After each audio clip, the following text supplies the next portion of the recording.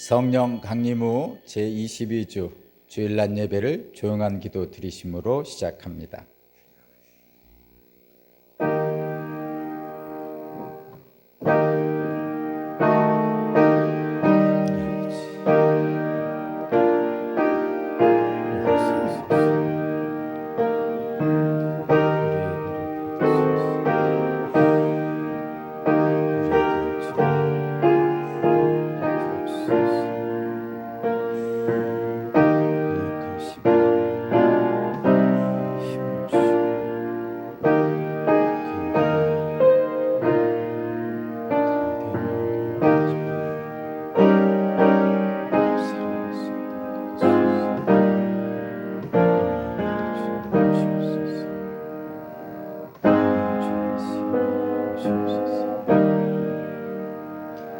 하나님은 영이시니 예배하는 자가 영과 진리로 예배할지니라.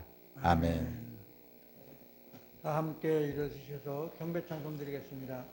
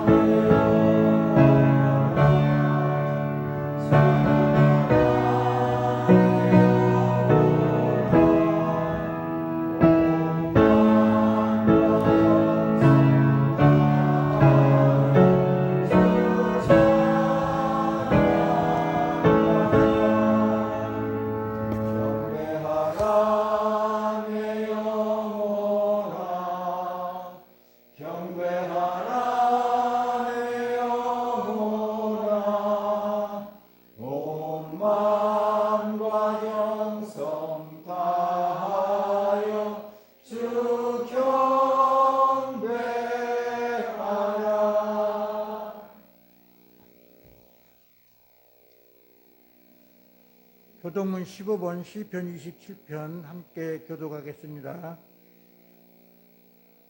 여호와는 나의 빛이요 나의 구원이시니 내가 누구를 두려워하리요. 여호와는 내 생명의 능력이시니 내가 누구를 무서워하리요. 악인들이 내 살을 먹으려고 내게로 왔으나 나의 대적들 나의 원수들인 그들은 실족하여 넘어졌도다. 군대가 나를 대적하여 진칠지라도 내 마음이 두렵지 아니하며 전쟁이 일어나 나를 치려할지라도 나는 여전히 태어나리로다. 내가 여호와께 바라는 한 가지 일 그것은 구하리니 곧 내가 내 평생에 여호와의 집에 살면서 여호와의 아름다움을 바라보며 그의 성전에서 사모하는 그것이라. 여호와께서 환난 날에 나를 그의 초막 속에 비밀히 지키시고 그의 장막 은밀한 곳에 나를 숨기시며 높은 바위 위에 두시리로다. 이제 내 머리가 나를 둘러싼 내 원수 위에 들리리니 내가 그의 장막에서 즐거운 제사를 드리겠고 노래하며 여호와를 찬송하리로다. 아멘. 사도신경으로 신앙 고백 드리겠습니다. 나는 전능하신 아버지 하나님 천지의 창조주를 믿습니다. 나는 그의 유일하신 아들 우리 주 예수 그리스도를 믿습니다. 그는 성령으로 잉태되어 동정녀 마리아에게서 나시고 본디오 빌라도에게 고난을 받아 십자가에 못 박혀 죽으시고 장사된 지 사흘 만에 죽은 자 가운데서 다시 살아나셨으며 하늘에 오르시어 전능하신 아버지 하나님 우편에 앉아 계시다가 거기로부터 살아있는 자와 죽은 자를 심판하러 오십니다. 나는 성령을 믿으며 거룩한 공교회와 성도의 교제와 죄를 용서받는 것과 몸의 부활과 영생을 믿습니다. 아멘. 성령 찬송 3장 드리겠습니다.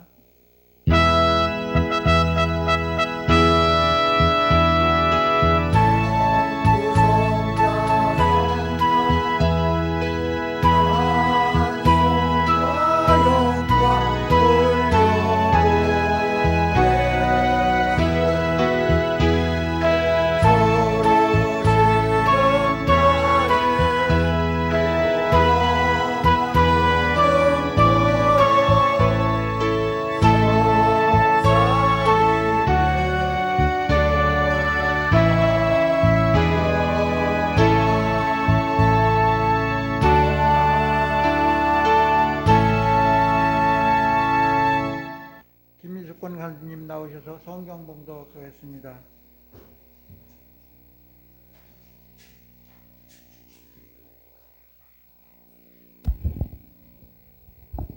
오늘 주신 하나님의 말씀은 마가복음 10장 46절에서 52절 말씀입니다.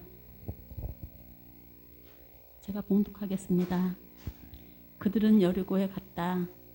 예수께서 제자들과 큰 무리와 함께 여리고를 떠나실 때에 디메오의 아들 바디메오라는 눈먼 거지가 길가에 앉아 있다가 나사렛 사람 예수가 지나가신다는 말을 듣고 다윗의 자손 예수님, 나를 불쌍히 여겨주십시오 하고 외치며 말하기 시작하였다.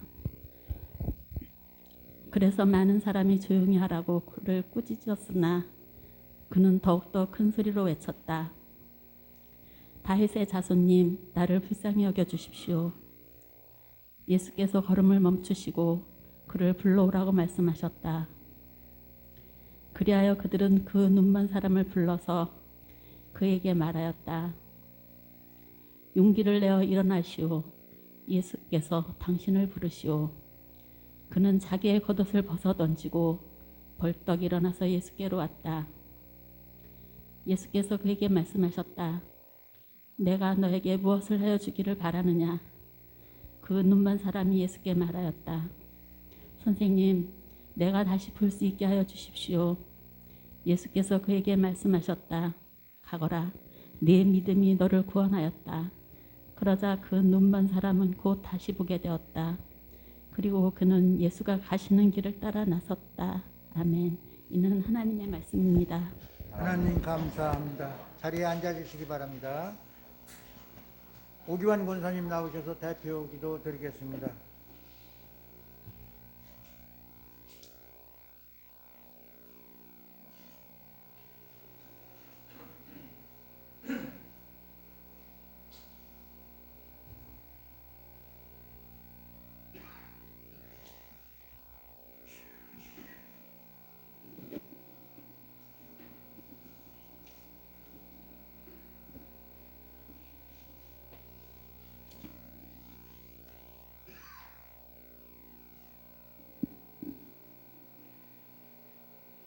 기도드리겠습니다.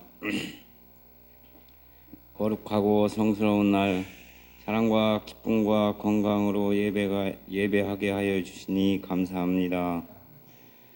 그렇게 덥던 여름이 가고 수확의 계절이 왔습니다. 하나님의 넓고 크신 사랑으로 모두가 풍성한 수확이 되기를 빌어봅니다. 우리 모두에게 골고루 주시는 하나님이시지만 저의 믿음은 따라가지 못하는 것 같아 부끄럽기 그지없습니다.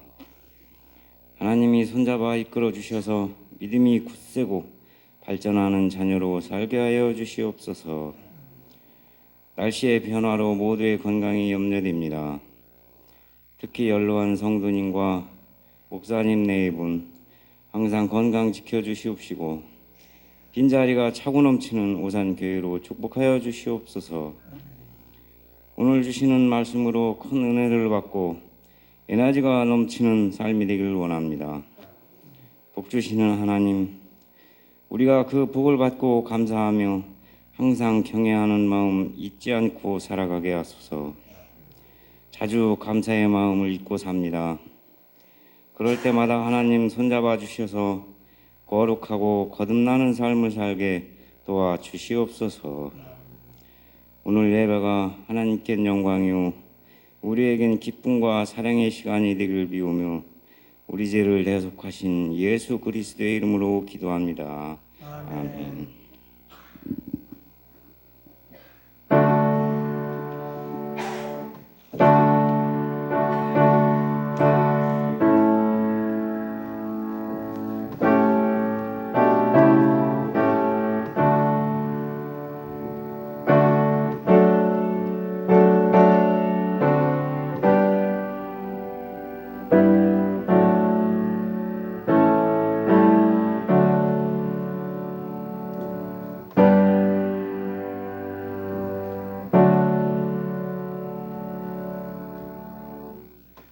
찬송가 9장 찬양 드리겠습니다.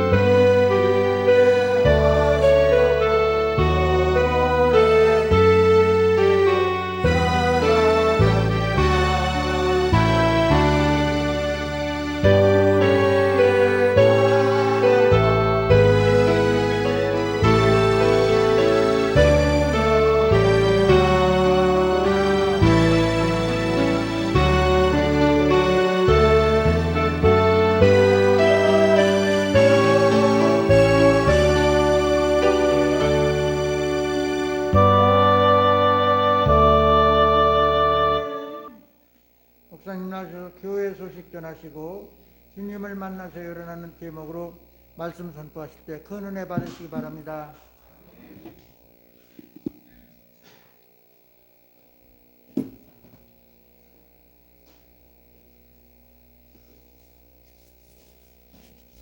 교회 소식입니다. 주보 뒷면에 보시면 교회 소식란이 있습니다.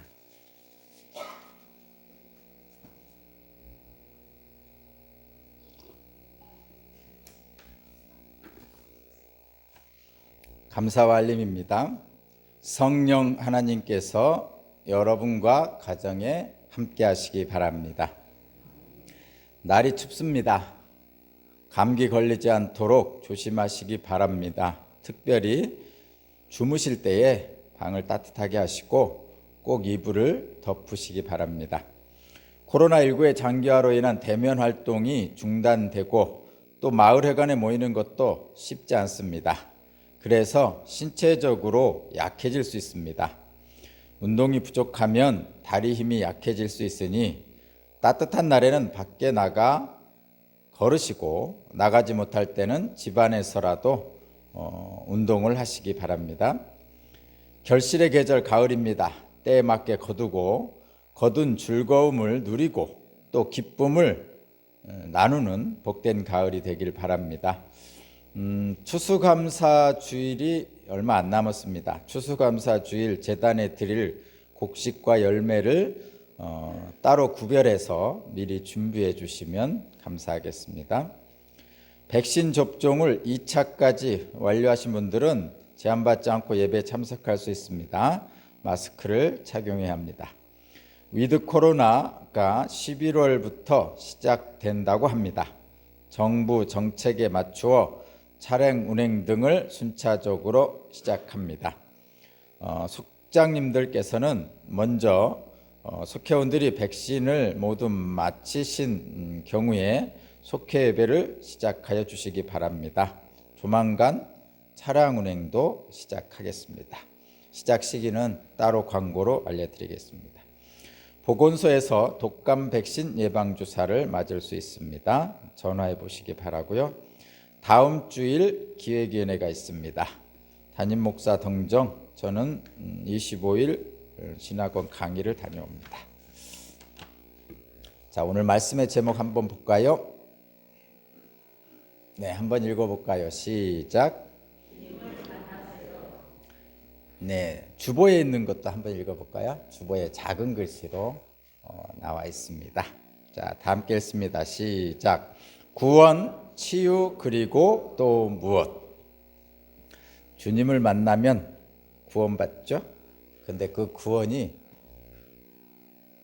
치유받고 또 그 무엇이 있습니다.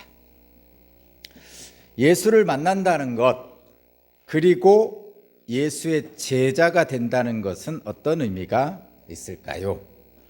한마디로 예수를 믿는다는 것, 신앙인이 된다는 것은 어떤 것입니까? 예수를 믿으면 어떤 복을 받습니까? 신앙생활이 우리의 삶에 어떤 유익을 줍니까? 이러한 이러한 질문에 대한 해답을 디모데전서 4장 8절에 나온 말씀으로 일단 들려드리겠습니다. 디모데전서 4장 8절을 보면 몸의 훈련은 약간의 유익이 있으나 경건 훈련은 모든 면에 유익하니 이 세상과 장차 올 세상에 생명을 약속해 줍니다. 라고 말씀하고 있습니다. 몸의 훈련, 육신의 단련은 유익이 있습니다. 육체의 건강을 위한 체력 단련, 그리고 정신의 건강을 위한 윤리 도덕적 지적 함양은 세상을 사는데 매우 유리합니다. 이런 육체적 정신적 건강은 복된 삶을 사는데 필요한 것이죠. 우리는 이것들을 위해서 애씁니다.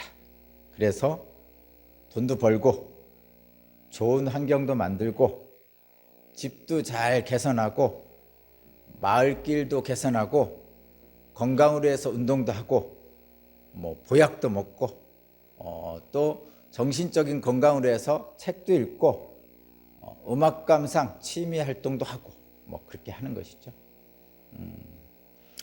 이런 몸의 훈련은 유익이 있습니다.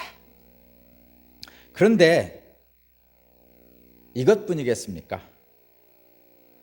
육체적, 정신적 건강, 이 몸의 훈련이 복된 삶을 사는데 필요하고도 충분합니까? 완전한 것입니까? 육체적, 정신적으로 건강하다고 해서 반드시 복된 삶을 사는 것은 아닙니다. 그렇다면 복된 삶을 살기 위한 필요 충분 조건은 무엇입니까? 오늘 본문 속에서 그것을 발견하고자 합니다. 저와 여러분은 기독교인이죠. 예수를 믿는 사람들입니다. 예수를 믿어서 복받아 살기를 원하는 것이죠. 그래서 기독교인들은 이런 몸의 훈련에 그치지 않습니다. 몸의 훈련에 그치지 않고 그 이상의 것을 바라봅니다. 바로 경건의 훈련입니다. 경건 훈련은 모든 면에 유익하니 이 세상과 장차 올 세상의 생명을 약속한다고 디모데 전서에서 말씀합니다. 이 세상과 장차 올 세상의 생명을 약속하는 경건 훈련은 우리의 삶을 복되게 인도합니다.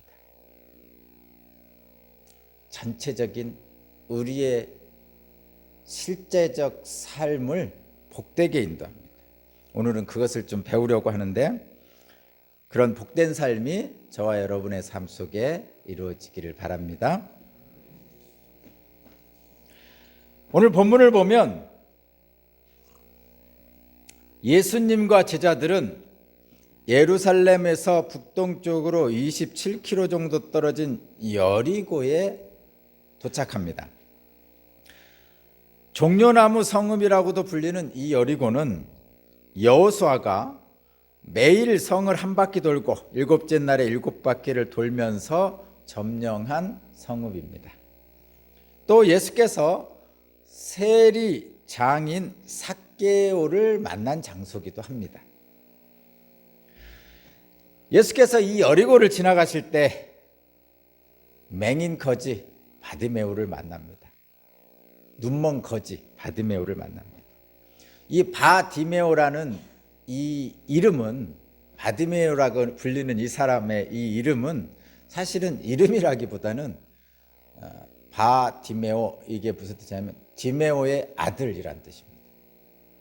보통은 누구네 집 아들 누구 이렇게 하잖아요. 근데 이 눈먼 거지 바디메오는 누구 집 아들까지만 하고 자체적인 이름은 없어요. 그러니까 바디메오라는 얘기는 디메오의 아들이란 뜻이에요. 집안이 넉넉지 않고 그래서 눈멀고 결국은 눈먼 자로 태어나고 결국은 거지 생활을 할 수밖에 없었던, 아마도 그래서 이름도 그냥 디메오의 아들 이렇게 했었나 봅니다. 그냥 제 추측입니다. 이름도 없는 바디메오는 눈이 보이지 않았기에 거지일 수밖에 없습니다. 그렇겠죠. 몸뚱이 하나로 먹고 사는 인생에 눈이 안 보이면 무슨 일을 해서 벌어먹고 살 수 있겠어요. 이 눈먼 거지 바디메오는 길가에 앉아서 구걸합니다. 할 수 있는 일이라곤 구걸하는 일밖에 없어요.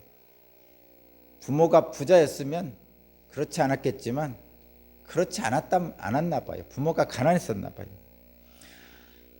이 눈먼 거지 바디메오의 과거도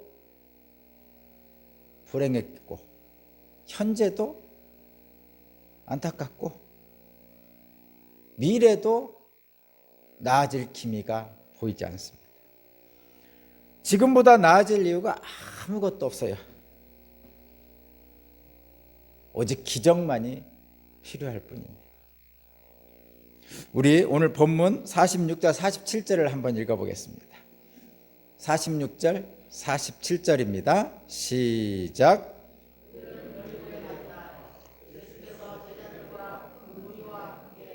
여리고를 떠나실 때 디메오의 아들 바디메오라는 눈먼 거지가 길가에 앉아 있다가 나사렛 사람 예수가 지나가신다는 말을 듣고 다윗의 자손 예수님 나를 불쌍히 여겨 주십시오 하고 외치며 말하기 시작하였다. 아멘. 눈먼 거지 바디메오는 기적이 없다면 자신의 현재의 삶을 미래에 기대할 것이 전혀 없었습니다. 그냥 사는 거죠. 그것도 거지로 길가에 앉아 구걸하면서. 혹시 여러분은 그런 감정을 느껴보셨는지 모르겠는데 앞으로 좋아질 기미가 하나도 없는, 그래서 미래가 암울하다고 느껴지는 분들이 혹시 있으신지 모르겠네요. 이 바디메오도 그랬습니다. 앞으로 전개될 자신의 미래는 암울할 뿐이었어요. 오직 어떤 기적만이 필요할 뿐이었습니다. 그때 길가에 앉아 구걸하던 이 바디메오에게 들리는 소리가 있었어요. 무슨 소리냐면 사람들이 말을 합니다. 나사렛 사람 예수가 지나가신다 라고 사람들이 말을 하는 것을 들었습니다.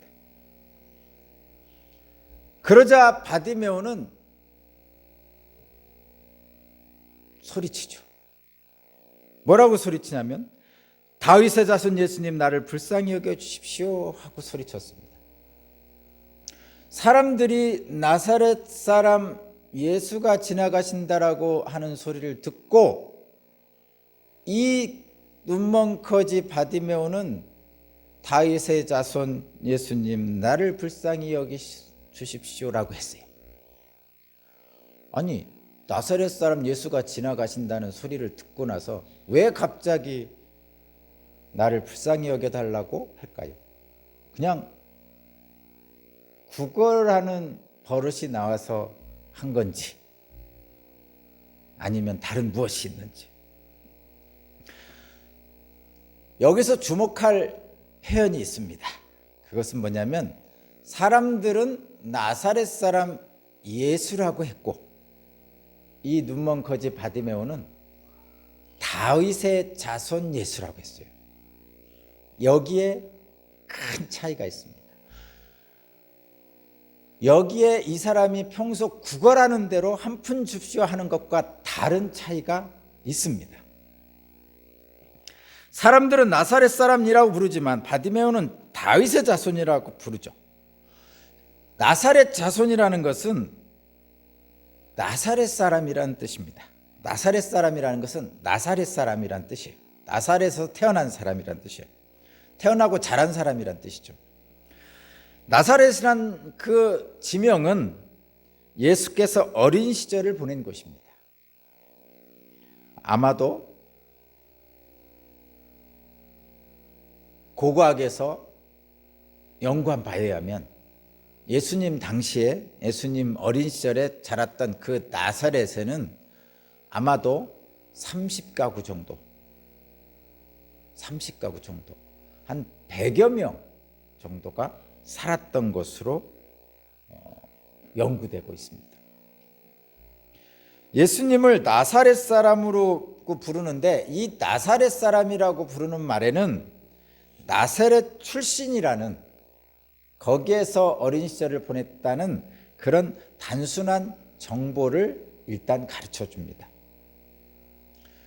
뿐만 아니라 나사렛 사람이라는 말 속에는 시골 출신이라는 경멸의 뜻도 포함되어 있습니다. 요한복음 1장 46절에 나다나엘이 이렇게 말합니다. 나사렛에서 무슨 선한 것이 나올 수 있겠어? 나사렛에서 무슨 선한 것이 나올 수 있겠어? 이렇게 말을 하죠. 나사렛에서는 선한 것이 나올 수 없다는 뜻이에요. 그러면 이 사람은 어디서 선한 것이 나올 수 있다는 얘기입니까? 예루살렘 같은 큰 도시에서 선한 것이 나온다는 거죠. 한마디로 말해서 예루살렘 정도는 돼야 큰 인물이 나오지, 이 나사렛이라는 이런 시골 촌동네에서는 큰 인물이 나올 수 없다, 이런 뜻입니다. 그래서 나사렛 사람이란 뜻에는 저 사람은 큰 인물이 아니야, 그냥 시골 촌뜨기야, 이런 뜻이 담겨 있다는 거예요. 오늘날도 좀 그렇죠? 옛날에 그런 말이 있었죠. 자녀를 낳으면 서울로 보내고 망아지를 낳으면 제주도로 보내라고. 그래야 큰 인물이 된다고 그랬잖아요. 근데 여러분, 물론 많은 것을 배우기 위해서 뭐 큰 도시로 가야 되고 뭐 세계를 좀 여행도 해야 되고 뭐 그것은 뭐 맞는 것 같아요. 뭐 일반적으로 일반적으로 볼 땐 타당한 말입니다. 그러나 반드시 그렇지만 않죠. 오히려 도시에 나가서 더 형편없이 되는 사람들을 주변에서 종종 볼 수 있습니다.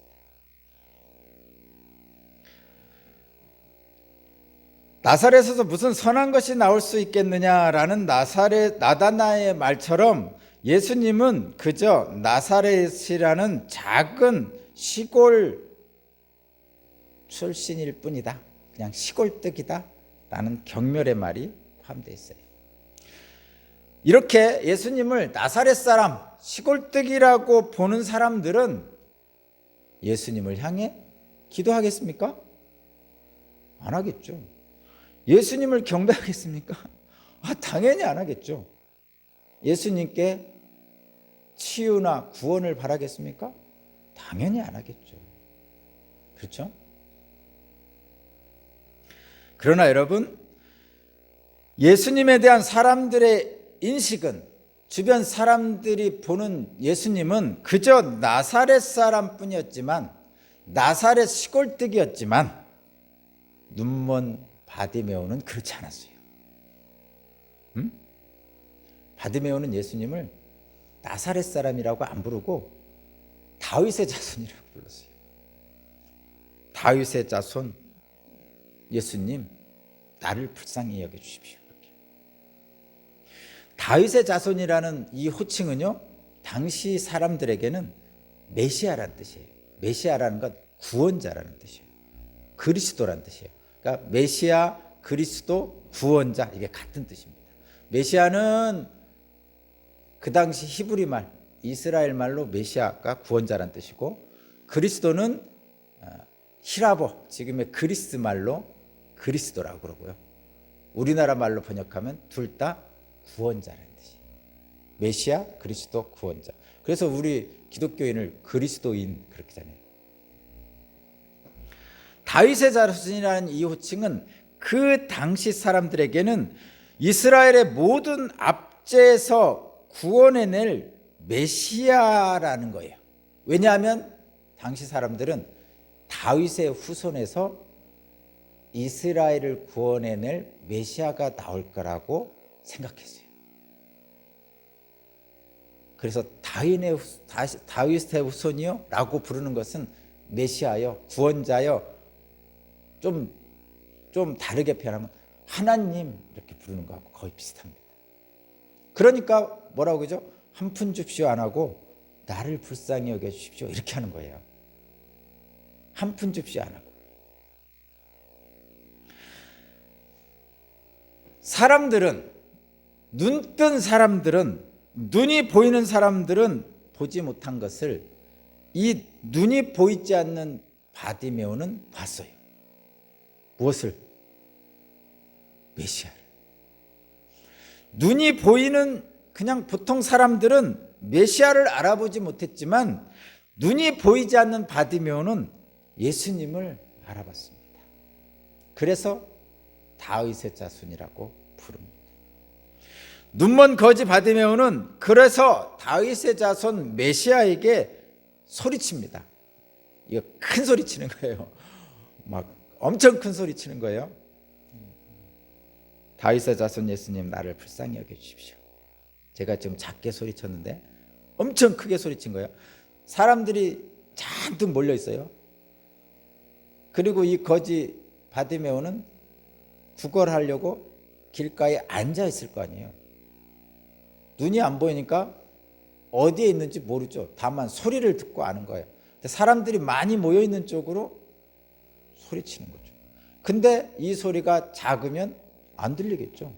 사람들이 잔뜩 있으니까, 사람들이 많이 모여 있으니까. 그러니까 엄청 큰 소리로 외칩니다. 다윗의 자손 예수님, 나를 불쌍히 여겨 주십시오 하고 외칩니다.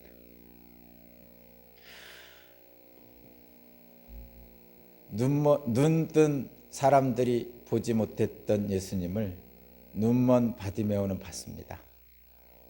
여러분들도 예수님을 볼 수 있기를 바랍니다.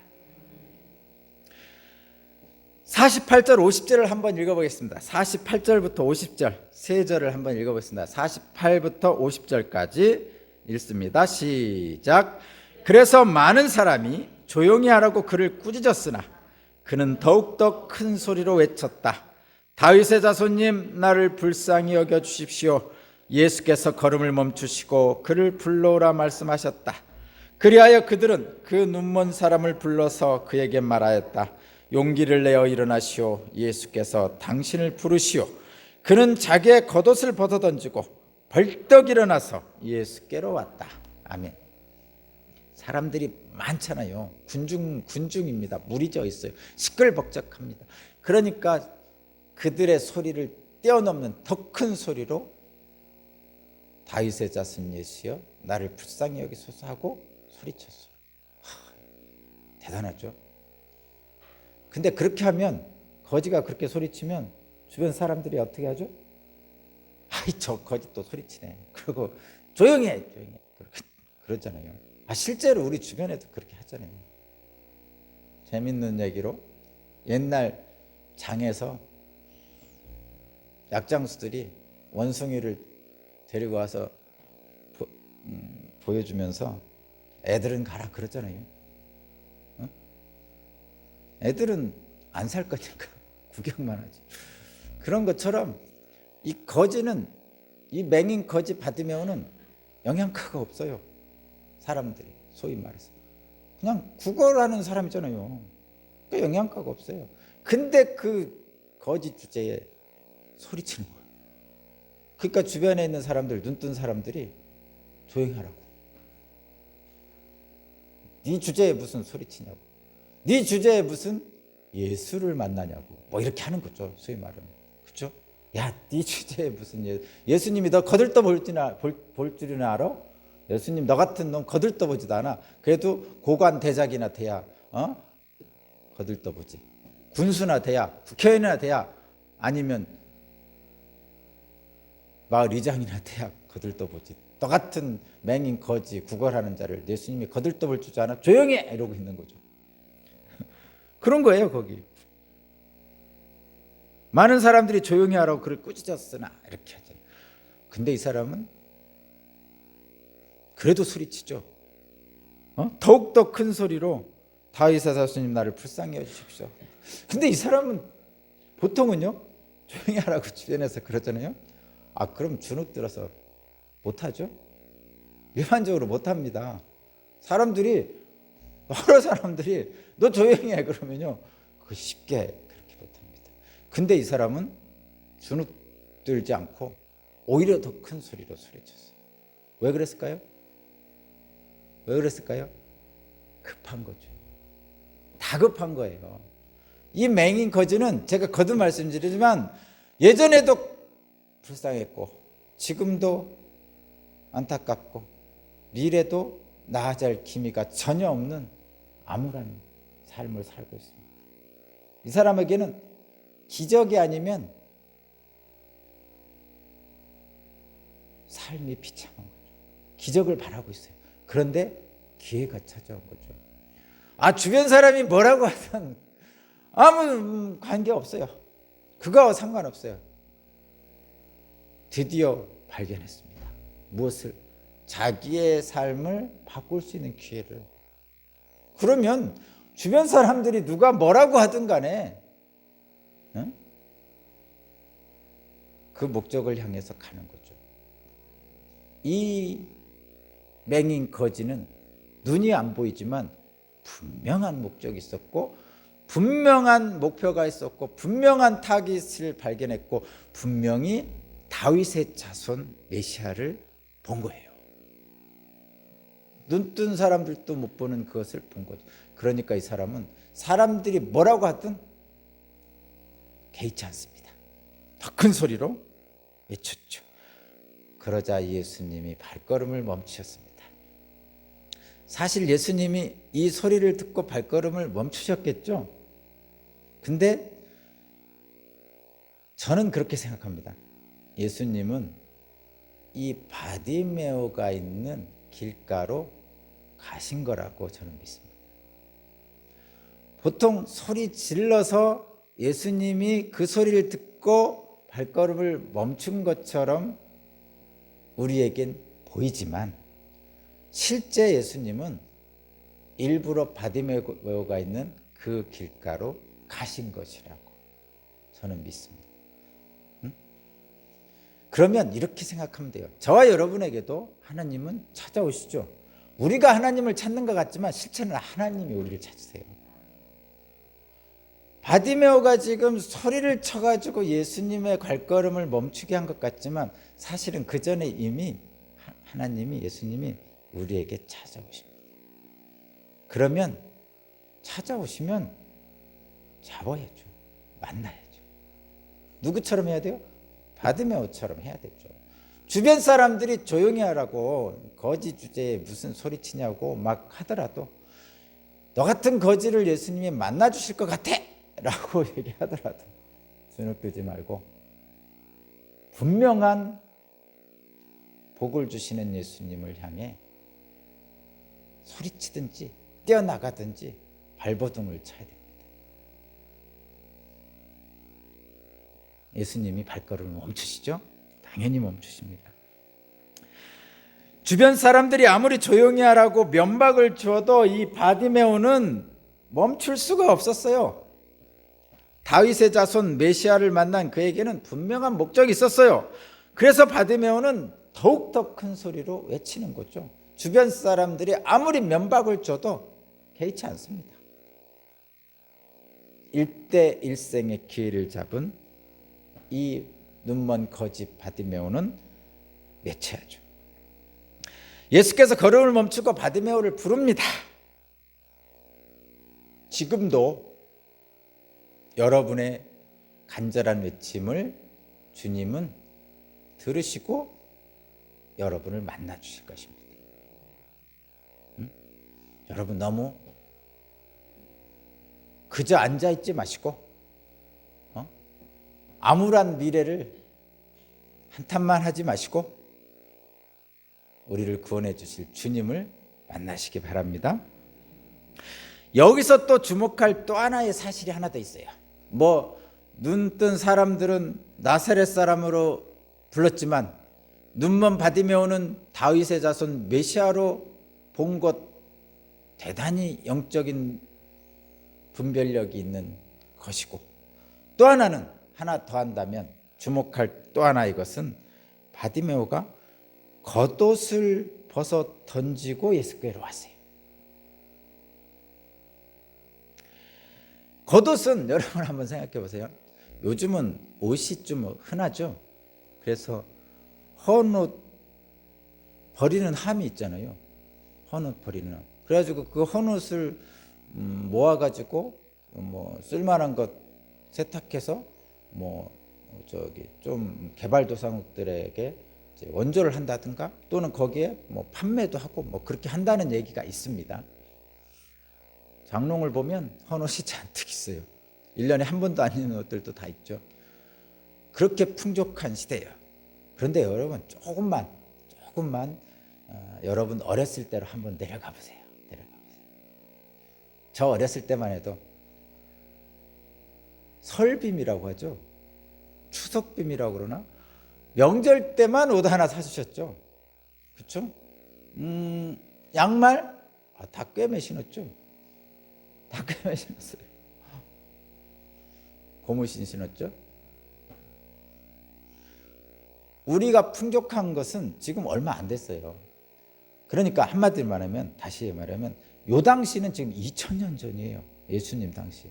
그럼 2000년 전에 옷은 더 귀했죠. 더 귀했겠죠? 삼손이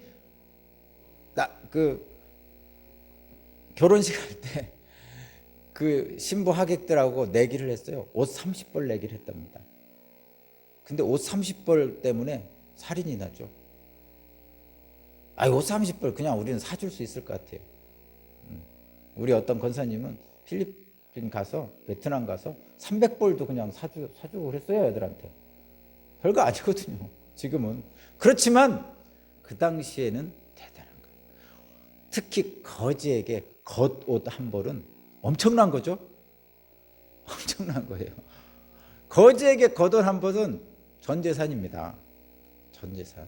근데 이 사람 예수께서 부르시자 겉옷을 벗어 던지고 예수께 닿았어요. 이 겉옷은 거지인 바디메오에게는 전 재산입니다. 겉옷을 버렸다는 것은 그가 가진 모든 소유를 버렸다는 거예요. 근데 이것은 뭐하고 비슷하냐면요, 처음에 예수께서 베드로를 만날 때, 야고보 요한을 만날 때 예수께서 그들을 부르시자 제자들이 한 행동과 아주 유사합니다. 베드로, 야고보, 요한을 예수께서 사람을 낚는 어부로 나를 따르라고 부르자 이들은 아버지와 그물과 배를 버려두고 곧 예수를 따랐어요. 모든 소유를 다 버리고 예수를 따랐죠. 이 거지 바디메오도 마찬가지입니다. 바디메오가 예수님 앞으로 나왔다는 것은 그에게, 바디메오에게 뭔가 다른 세상, 구원이 임했다는 것을 뜻합니다. 예수님을 만나십시오, 주님을 만나십시오 제목 있잖아요. 주님을 만나면 세상이 달라지죠. 그것이 바디메오에게 시작됩니다. 제가 한번 읽어보겠습니다. 51절, 52절. 예수를 만나고 나서 바디메오와 예수님의 대화입니다. 51절, 52절. 제가 읽어보겠습니다. 예수께서 그에게 말씀하셨다. 내가 너에게 무엇을 하여 주기를 바라느냐? 그 눈먼 사람이 예수께 말하였다. 선생님, 내가 다시 볼 수 있게 하여 주십시오. 예수께서 그에게 말씀하셨다. 가거라, 내 믿음이 너를 구원하였다. 그러자 그 눈먼 사람은 곧 다시 보게 되었다. 그리고 그는 예수가 가시는 길을 따라 나섰다. 아멘. 정리하면 이렇습니다. 주님이 바디메오에게 물어보셨어요. 왜 그렇게 나를 찾느냐? 왜 불쌍히 여겨달라고 나를 찾느냐? 내가 네게 무엇을 해주길 바라느냐? 이렇게 물어봤어요. 그러면 일반적인 거지들은 뭐죠? 한 푼 줍쇼죠.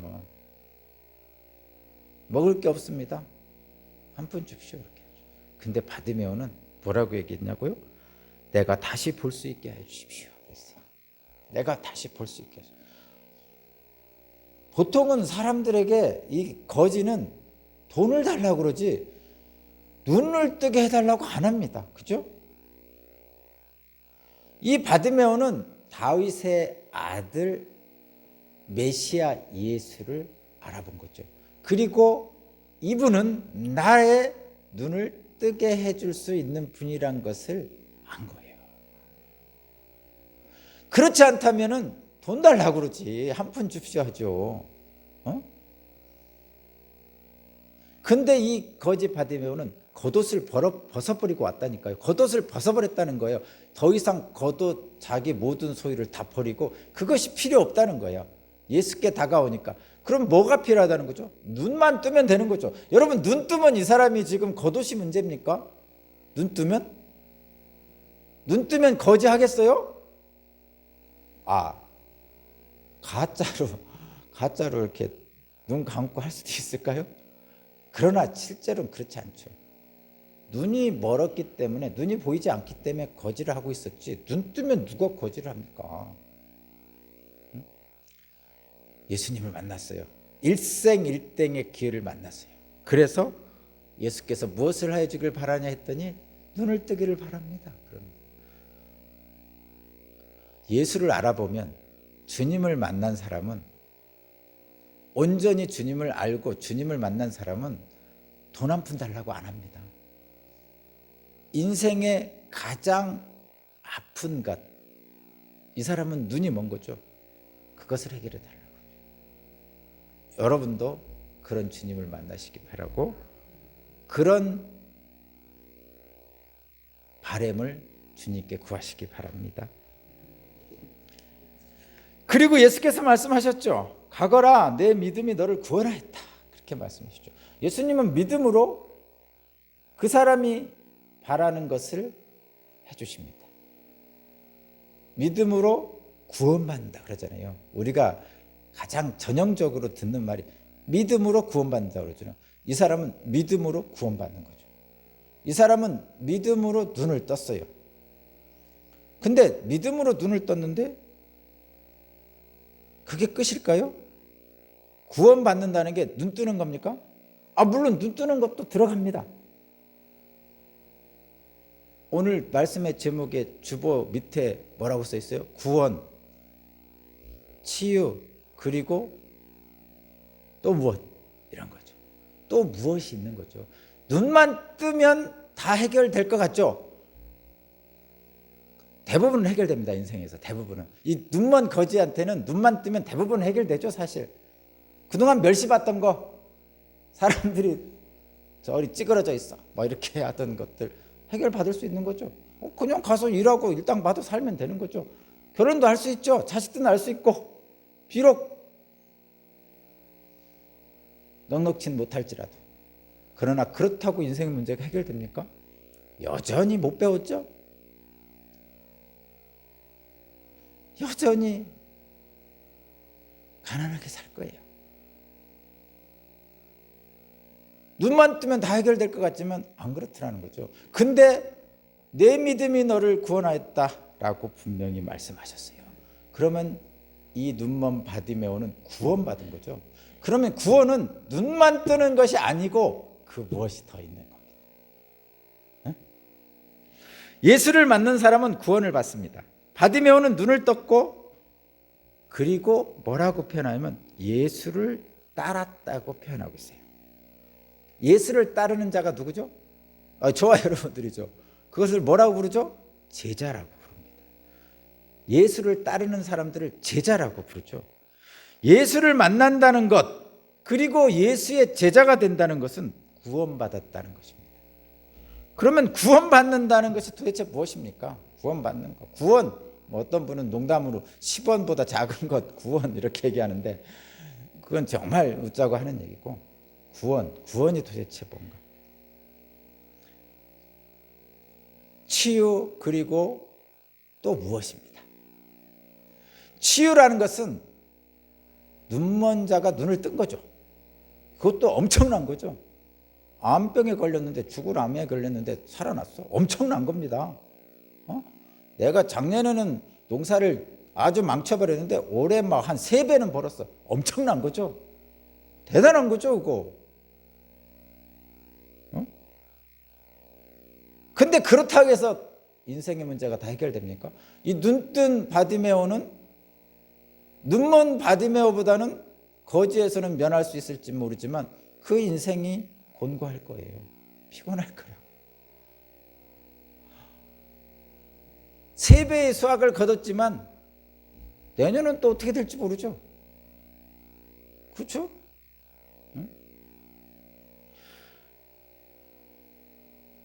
치유를 받았지만 인생의 모든 문제가 해결된 것은 아니죠. 바디메오가 눈을 떴다고 인생의 모든 문제가 해결된 것은 아닙니다. 물론 인간다운 대접을 받지 못했던 원인이었던 그 눈먼 것 때문에 그랬지만 그것이 해결됐어도, 그래서 다른 사람들처럼 일하고 장가들고 생활하며 살아갈 수 있게 되었지만, 그렇다고 해서 인생의 문제가 해결되진 않았어요. 여전히 그 앞에는 많은 문제들이 있습니다. 그러나 바디메오는 눈을 뜨는 것에서 멈추지 않고 그 이상의 것을 향합니다. 그것은 눈 뜨는 것, 치유, 엄청난 성공, 그것을 뛰어넘는 그 무엇이에요. 그것까지 합친 것을 구원이라고 합니다. 바디메오는 눈을 뜨자 예수를 따르는 거죠. 그의 제자가 되는 거예요. 저와 여러분들이 제자입니다. 여러분들 지금 예배 드리고 계시죠? 제자가 예배를 드리는 거예요. 응? 여러분 그냥 암병 낳고 풍성한 열매를 맺고 부자가 되고, 옛날에 가난했는데 부자가 되고, 물론 그것도 하나님의 축복의 하나지만, 그러나 제자는 그 이상의 그 무엇이 있는 거죠.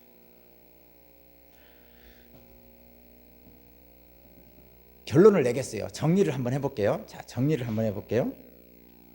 예수께서 이 오늘 본문의 앞쪽을 보면 7장부터 이렇게 쭉 보면 이렇게 돼 있어요.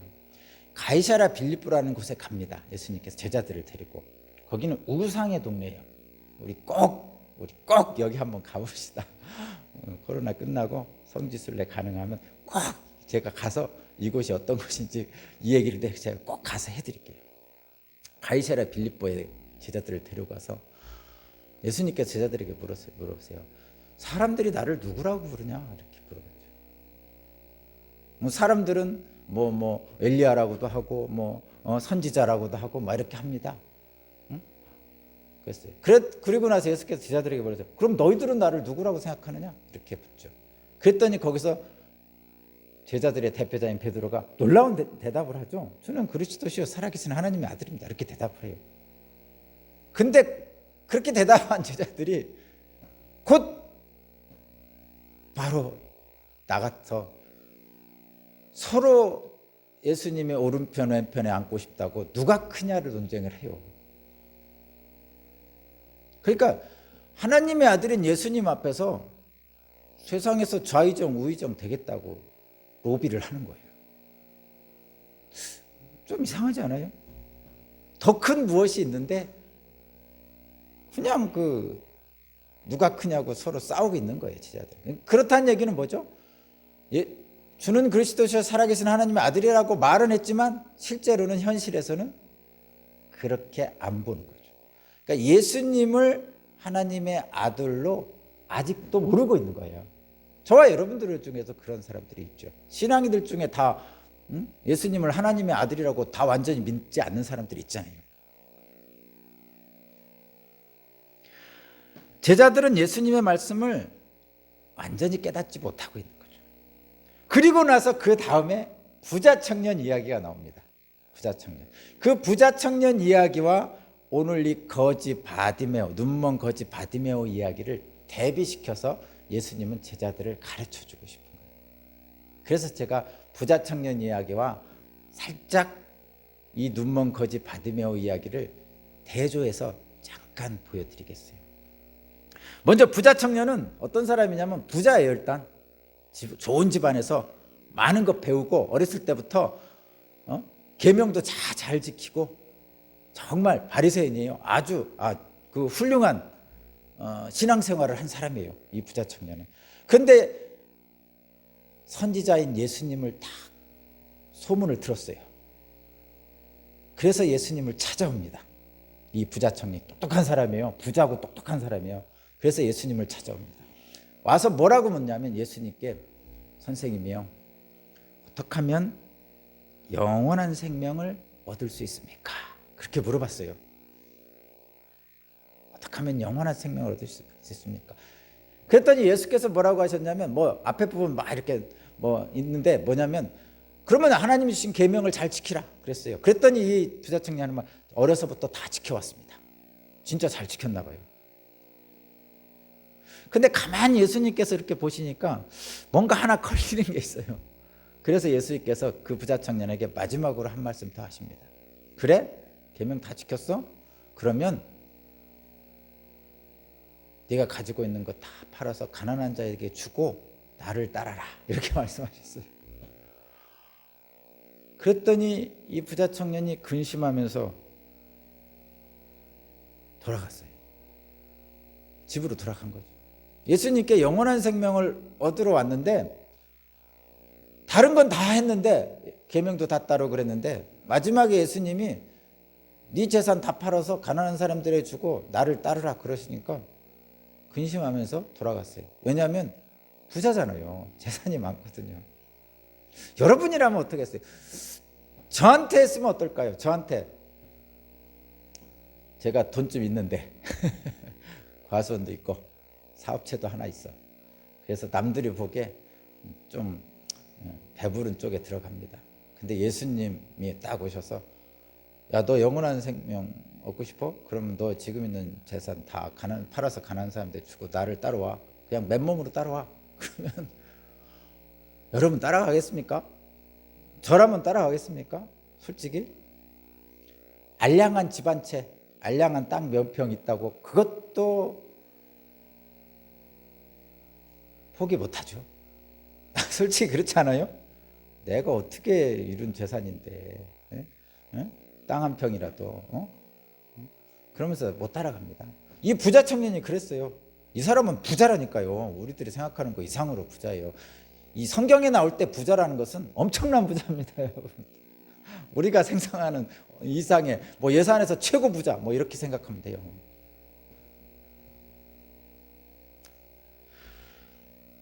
근데 오늘 본문에 눈먼 거지 바디메오는 바디메오를 만났죠. 눈먼 거지 바디메오를 만나서 이 부자 청년과는 다른 모습을 보이시면서 제자들을 가르치는 거죠. 너희는 나를 누구라고 생각했느냐? 아유, 하나님의 아들입니다. 했음에도 불구하고 아직도 깨닫지 못하고 헤매고 있는 누가 크냐라고 서로 싸우고 있는 내가 좌의정 될게 네가 우의정 될게 뭐 이러고 싸우고 있는 제자들에게 가르쳐 주는 거예요. 영적인 눈을 뜨게 하려고 이 맹인 거지 바디메오를 만나신 거죠. 부자 청년과 눈먼 거지 바디메오는 여러 가지로 비교가 됩니다. 먼저 부자 청년은 내가 영원한 생명을 얻으면 무엇을 해야 합니까? 라고 예수님께 요청을 했어요. 무엇을 해야 됩니까? 하긴 뭘 해? 돈 많이 주면 됩니까? 헌금 많이 하면 됩니까? 나 율법 다 지켜왔는데 뭐 교회 한 100채 져놓으면 됩니까? 내가 무엇을 하면 됩니까? 영원한 생명 얻으려면 뭐 그런 거겠죠. 근데 바디메오는 뭐라고 얘기했어요? 예수님께 나와서 나를 불쌍히 여겨주십시오 그랬어요. 그냥 나를 불쌍히 여겨주십시오. 내가 뭘 해야 됩니까? 이렇게 안 하고 나를 불쌍히 여겨주세요. 하나님, 주님 나를 불쌍히 여겨주세요. 이렇게만 했단 말이죠. 바디메오는 예수님이 누군가를 알았고 다만 불쌍히 여겨주시기만을 바라고 예수님을 의지한 거죠. 그냥 예수님 처분만 바란 거죠. 부자 청년은 재산을 버릴 수 없어서 예수님의 부르심을 거부하고 뒤돌아갔어요. 그런데 바디메오는 그의 전 재산인 겉옷을 버려버리고 예수를 찾아왔죠. 예수님이 누구인지를 알고 있는 바디메오는 모든 것을 버리고 예수께 나옵니다. 사실 제자들도 모든 것을 버리고 예수께 나왔잖아요. 베드로, 야고보, 요한. 그런데도 누가 크냐 하고 서로 싸웠다니까요. 부자 청년은 예수님을 알지 못하고 결국 예수님을 떠나갔어요. 그러니까 이 부자 청년과 바디메오는 둘 다 분명한 목적이 있죠. 뭐죠? 영원한 생명이죠. 구원이에요. 구원. 영원한 생명이라고 하는데 구원이에요. 이 부자 청년은 율법도 잘 지키고 신앙생활도 잘하고 부자고 사람들에게 평판도 좋고 그런 사람이잖아요. 근데 마지막에 영원한 생명, 구원의 핵심을 도달하지 못한 거예요. 그래서 구원을 얻고자 하는 거죠. 근데 구원이라는 확실한 목적이 있었어요. 이 눈먼 거지 바디메오도 마찬가지입니다. 구원에 대한 뚜렷한 목적이 있었어요. 근데 예수님을 따른 자는 눈먼 거지 바디메오입니다. 부자 청년은 근심하며 돌아갔어요. 예수께 나온 바디메오에게 주님이 무엇을 하여 주기를 바라느냐고 물었을 때 눈뜨기를 원합니다 이렇게 말씀하죠. 그러니까 예수께서 네 믿음이 너를 구원한다 이렇게 해서 믿음으로 구원받는 거예요. 근데 이 믿음으로 구원받는다는 얘기에 여러분들이 알고 있는 이야기가 몇 가지 있죠. 중풍병자를 친구들이 침상채 들고 와가지고 사람들이 많으니까 못 들어가니까 지붕에 올라가서 지붕을 뜯어내고 예수님 밑으로 침상을 내렸죠. 그때 예수님께서 믿음으로 구원하셨죠. 혈루병을 앓던 12해 동안 혈루병 앓던 여인이 예수님이 옷자락이라도 잡으면 어떻게 나을까 해서 막 군중을 뚫고 들어가서 막 기어가지고 예수님 옷자락을 하나 살짝 잡았어요. 그때 예수님께서 그의 믿음을 보시고 구원하셨죠. 많은 인파로 인하여 예수께로 나가기 어려웠던 공통점이 있어요. 이 사람들도. 그래서 결국은 이 맹인 거지 바디메오도 중풍 환자를 내렸던 여러 친구들 그리고 12의 혈루병 앓는 여인도 믿음으로 구원받았어요. 주님은 가난한 자, 눈먼 자, 고난 당하는 자를 외면하지 않습니다. 부자를 그렇다고 싫어하는 건 아니에요. 그렇다고 해서 가난한 자를 외면하지 않으십니다. 분명한 거예요. 이거 분명히 기억하세요. 여러분 부자십니까? 하나님을 찾으세요. 가난하세요? 하나님 찾으세요. 눈뜬 바디메오는 예수를 따르죠.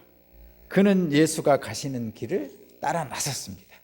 눈을 뜬 바디메오는 예수님을 따릅니다. 바디메오는 부자 청년이 그렇게도 원했던 영원한 생명을 얻었죠. 부자 청년은 못 얻었는데 이 거지 바디메오는 얻었어요. 눈을 뜬 것만으로 그친 게 아니라 그 무엇 바로 영원한 생명을 얻게 된 거죠. 저와 여러분은 예수를 만나 복된 삶을 살기를 원합니다. 그래서 신앙생활을 하는 거죠. 그러나 부자 청년과 같은 신앙인이 있는가 하면 바디메오와 같은 신앙인도 있습니다. 부자 청년은 눈이 멀지도 구걸하지도 않았어요. 거지가 아닙니다. 그러나 그는 예수님을 만났음에도 불구하고 그가 원하는 영원한 생명을 얻지 못합니다. 반면에 눈먼 거지 바디메오는 눈을 떴을 뿐만 아니라 그래서 거지를 면할 수 있었을 뿐만 아니라 그것에서 멈추지 않고 구원의 핵심 영원한 생명을 향해 나아갔죠.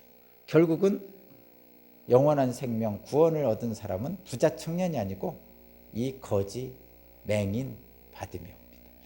누가 예수의 제자입니까? 예수를 만난다는 것 그리고 예수의 제자가 된다는 것은 어떤 의미가 있습니까?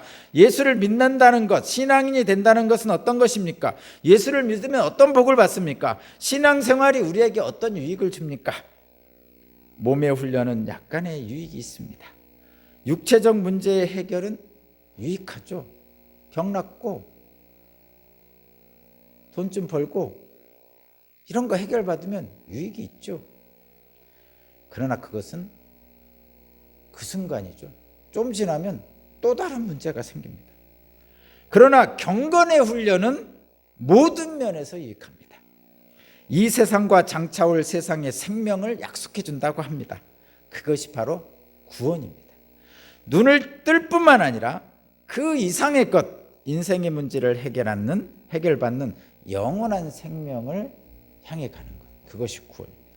바디메오가 주님을 만나고 구원받았던 것처럼 여기 계신 여러분과 이 예배를 드린 모든 사람들에게 주님의 은총이 함께 하시기 바랍니다. 기도드리겠습니다. 부자 청년의 길을 따르지 말고 바디메오의 길을 따라 사는, 그래서 영원한 생명의 복을 받는 우리 오산교회 모든 교우들이 되게 하여 주옵소서. 예수 그리스도의 이름으로 기도합니다. 아멘. 주님 감사합니다. 찬송가 314장 찬양 드리고 봉헌하겠습니다.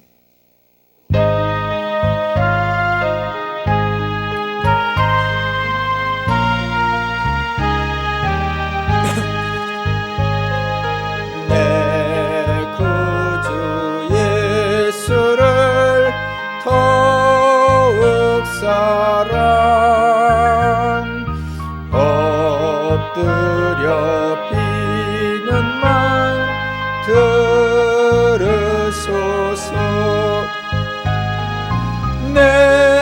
진정 소원이 내 구주 예수를 더욱 사랑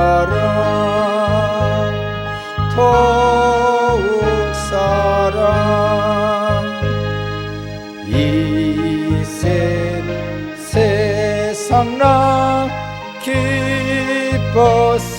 기뻤어도 지금 내 기쁨은 오직 예수 다만 내비는 말 내 구주 예수를 더욱 사랑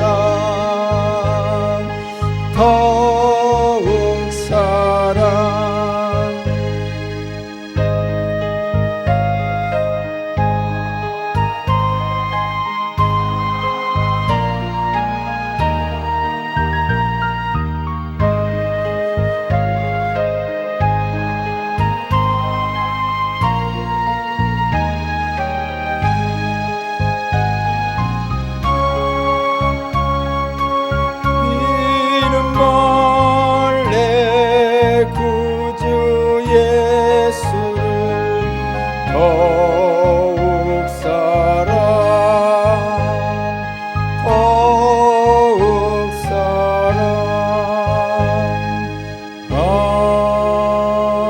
아멘. 다 함께 일어나셔서 예물 봉헌하겠습니다. 다 함께 봉독합니다. 시작. 주여 모든 것이 주께로부터 왔으니 믿음으로 드리는 이 예물을 받으시고 우리에게 은혜와 복으로 채워주옵소서. 아멘. 하나님 감사합니다. 주님 앞에 왔습니다. 주님 앞에 섰습니다. 주님 주시는 은혜를 받아 살기 위해서 주님 앞에 섰습니다. 주님 주시는 복을 받아 아름답고 복된 인생을 살기 위해서 주님 앞에 섰습니다. 주님 이 자리를 축복하시고 주님을 찾는 자에게 외면하지 않으시는 주님의 은총을 베풀어 주옵소서. 맹인 거지 바디메오를 통해서 하나님의 영광을 나타내신 것처럼 우리가 그와 같이 구하옵나니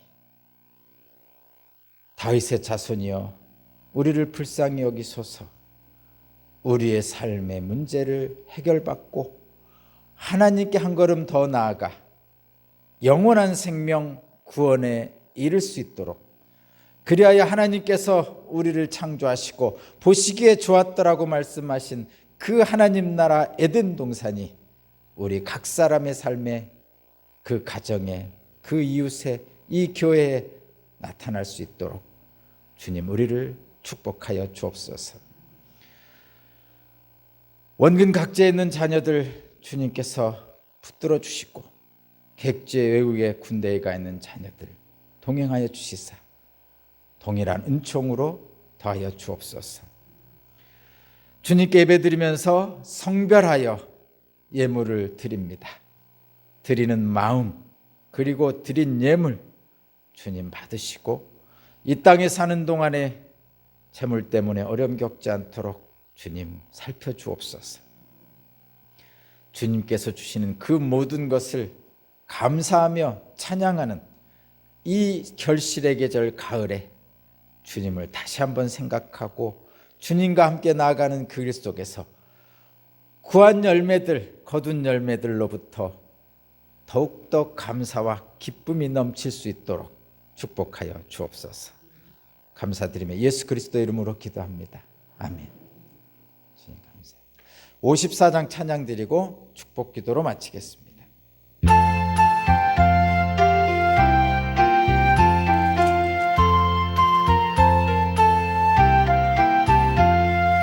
주여 복을 구하오니 편히 가게 하시고 사람마다 주 은혜로 이기도록 하시고 광야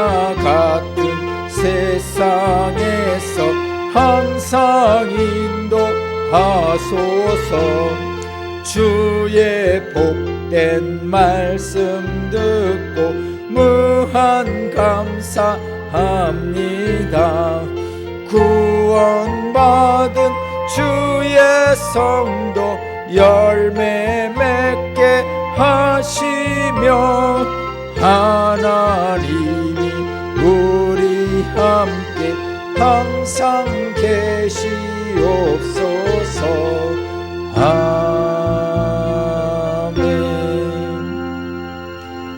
이제는 우리 주 예수 그리스도의 은혜와 아버지 하나님의 무한하신 사랑하심과 거룩하신 성령님의 감화 감동 역사 교통하심이 눈먼 거지 바디메오가 주님을 만나 구원받은 것처럼 영원한 생명을 허락받은 것처럼